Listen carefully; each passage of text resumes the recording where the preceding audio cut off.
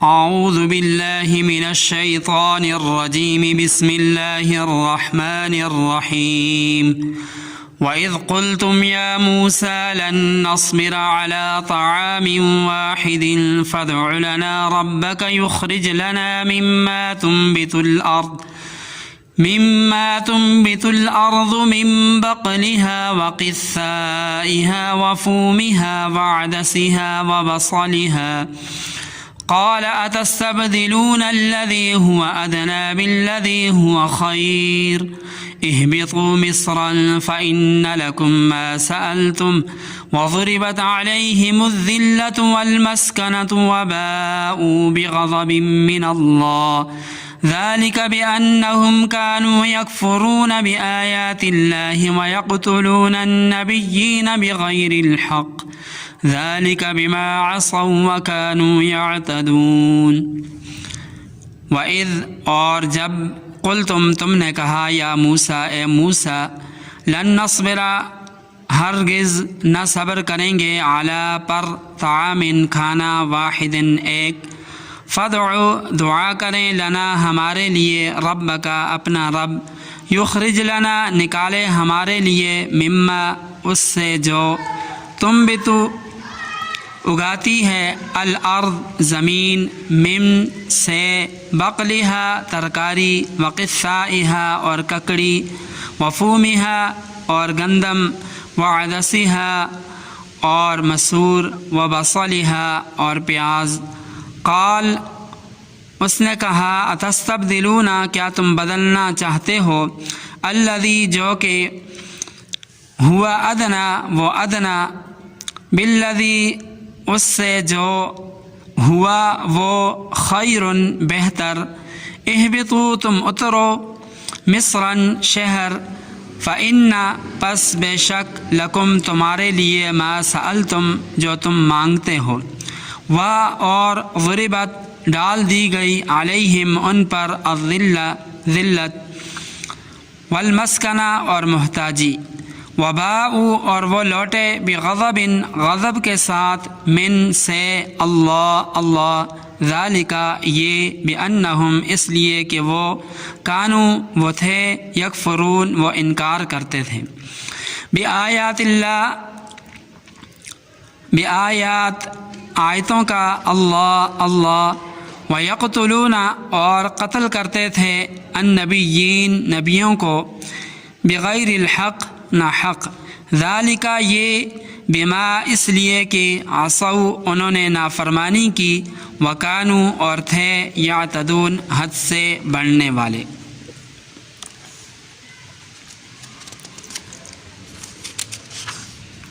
وَإِذْ قُلْتُمْ يَا مُوسَى اور جب کہا تم نے اے موسیٰ لن نصبر علی طعام واحد ہم ہرگز صبر نہیں کریں گے ایک ہی قسم کے کھانے پر فادع لنا ربک یخرج لنا پس اپنے پروردگار سے ہمارے لیے دعا کریں کہ وہ ہمارے لیے وہ چیزیں نکالے مما تنبت الارض جن کو زمین اگاتی ہے من بقلہا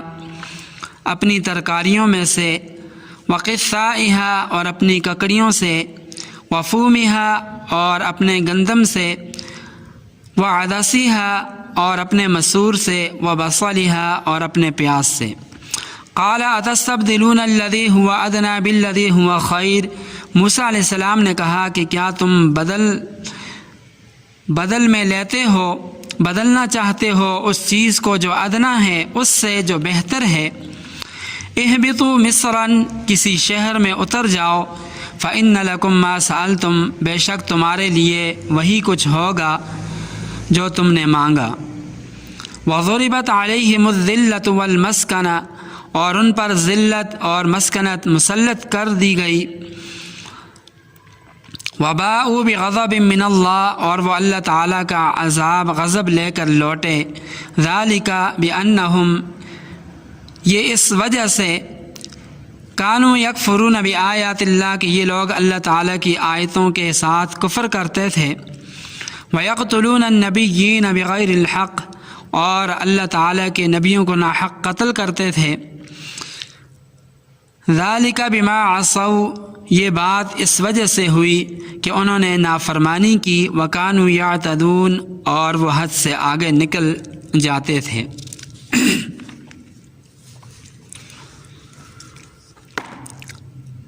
یہ اس آیت کے اندر جس واقعے کی طرف اشارہ ہے، میدان تی میں بنی اسرائیل کو یہ واقعہ بھی وہیں پر پیش آیا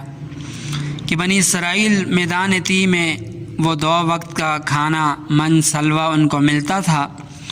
انسان کا کچھ مزاج ایسا ہے کہ وہ ایک قسم کا کھانا کھاتے کھاتے بد ہو جاتا ہے، اور اس کی طبیعت کا تقاضا ہوتا ہے کہ مختلف قسم کے کھانے کھائے۔ بنی اسرائیل من سلوہ کھاتے کھاتے اکتا گئے، لیکن انہوں نے تبھی اکتاہٹ کو تو دیکھا اور اس بات کو نہ دیکھا کہ ہم کیسی بدترین غلامی سے نکل کر آئے ہیں، جہاں ہمارے بچے ذبح کر دیے جاتے تھے، اف تک نہیں کہہ سکتے تھے۔ ایسے بڑے دشمن کا ہلاک اور برباد ہونا اور اس سے نجات پانا، یہ اللہ تعالیٰ کی اتنی بڑی نعمت ہے کہ اس کے سامنے کھانے کی طبی اکتاہٹ پر صبر کرنا یہ بہت معمولی سی بات ہے۔ لیکن انہوں نے صبر کرنے سے انکار کر دیا اور موسیٰ علیہ السلام سے کہا کہ آپ اپنے رب سے دعا کریں کہ وہ ہمارے لیے زمین سے نکلنے والی چیزیں پیدا فرمائے۔ ہمیں سبزیاں چاہیے، کھیرے چاہیے، گندم چاہیے، مسور کی دال چاہیے، پیاز وغیرہ یہ چیزیں چاہیے۔ اور پھر طرز سوال بھی بڑا عجیب و غریب کہ وہ موسیٰ علیہ السلام سے کہہ رہے ہیں کہ آپ اپنے رب سے دعا کریں، یہ نہیں کہتے کہ ہم سب مل کر اپنے رب سے مانگیں گے، گویا اپنا کوئی تعلق اپنے رب کے ساتھ ہے ہی نہیں۔ اور گویا موسیٰ علیہ السلام نے ان کو مصر سے لا کر ایک طرح کے کھانے کی مصیبت میں ڈال دیا، لہٰذا وہی دعا کریں اور وہی اس مصیبت کا حل نکالیں۔ ان کا شکریہ تو کجا، ان کی محنتوں، کوششوں اور قربانیوں سے بدترین غلامی سے نجات پائی، شکریہ ادا کرنے کے بجائے ان کو مطعون کر رہے ہیں کہ تم نے ہم کو مصیبت میں ڈالا۔ چونکہ ان کا مزاج ایک عرصہ غلامی کے اندر رہنے کی وجہ سے ان کے مزاج بگڑ چکے تھے، ان کے اندر طرح طرح کی خرابیاں پیدا ہو چکی تھیں۔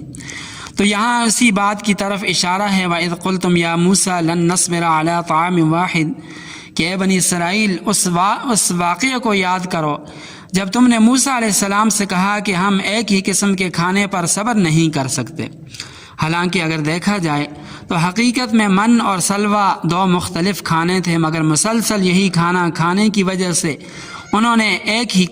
کہہ دیے کہ ایک ہی کھانا کھانے پر ہم صبر نہیں کر سکتے۔ بنی اسرائیل کی اس فرمائش پر حضرت موسیٰ علیہ السلام نے ان کو ڈانٹا، کہنے لگے قال اتستبدلون الذی هو ادنی بالذی هو خیر، کیا تم کیسے بیوقوف قسم کے لوگ ہو کہ ایک ادنا اور گھٹیا چیز کو اعلیٰ اور بڑھیا چیز سے بدلنے کی خواہش مند ہو؟ تم تو بڑے بیوقوف ہو کہ اللہ تعالیٰ نے تمہیں من سلوہ جیسی بہترین خوراک عطا کی اور تم سبزیاں ترکاریاں جن کو مشقت سے تم نے حاصل کرنا ہے ان کے پیچھے پڑے ہو۔ لیکن جب بنی اسرائیل کا اصرار حد سے بڑھ گیا تو اللہ تعالیٰ نے موسیٰ علیہ السلام کی زبان سے کہلوایا کہ اگر تم یہی چیزیں چاہتے ہو تو اہبطوا مصرا، کسی شہر میں اتر جاؤ، تمہارے لیے وہی ہوگا جو تم چاہتے ہو، تمہیں وہاں مل جائے گا، البتہ وہاں محنت مشقت کرنی پڑے گی۔ اور فرمایا وضربت علیہم الذلہ، اس نافرمانی کی وجہ سے ان پر ذلت مسلط کر دی گئی، مسکنت مسلط کر دی گئی، اور انہیں ان محتاجی اور ذلت ان کے اوپر مسلط کر دی گئی۔ اور فرمایا وباءوا بغضب من اللہ، کہ وہ اللہ تعالیٰ کا غضب، سزا، عذاب لے کر لوٹے۔ اب اس انکار کی وجہ سے اور ان پر جو غضب اللہ تعالیٰ کا نازل ہوا اس کی مختلف وجوہات بیان فرمائی۔ پہلی وجہ فرمایا ذالک بانہم کانوا یکفرون بآیات اللہ، یعنی بنی اسرائیل کی ذلت و رسوائی کی پہلی وجہ یہ ہے کہ وہ اللہ تعالیٰ کی آیات کا انکار کرتے ہیں۔ جب کوئی انسان اللہ تعالیٰ کی نافرمانی کرتا ہے تو اس پر اللہ تعالیٰ کی لعنت برستی ہے، تو ان پر بھی اللہ تعالیٰ کا غضب اور اللہ تعالیٰ کی لعنت برسی مردود ہوئے۔ بنی اسرائیل پر لعنت مسلط ہونے کی دوسری وجہ فرمایا وَيَقْتُلُونَ النَّبِيِّينَ بِغَيْرِ الْحَقِّ، کہ وہ انبیاء علیہ السلام کو ناحق قتل کرتے تھے۔ بنی اسرائیل کی تاریخ میں ملتا ہے کہ کئی انبیاء علیہ السلام کو انہوں نے شہید کیا۔ اور ایک روایت میں ہے کہ بنی اسرائیل نے ایک ہی دن میں اللہ تعالیٰ کے 300 سے زائد انبیاء علیہ السلام کو شہید کیا، چونکہ ان کی فطرت بدل چکی تھی، یہ عادی مجرم بن چکے تھے۔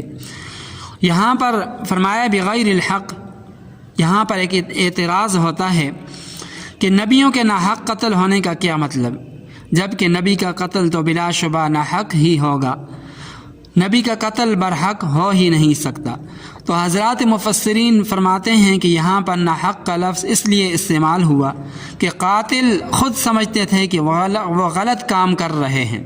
حدیث پاک میں آتا ہے کہ سخت عذاب قیامت کے دن اس شخص کو ہوگا جس نے کسی نبی کو قتل کیا ہو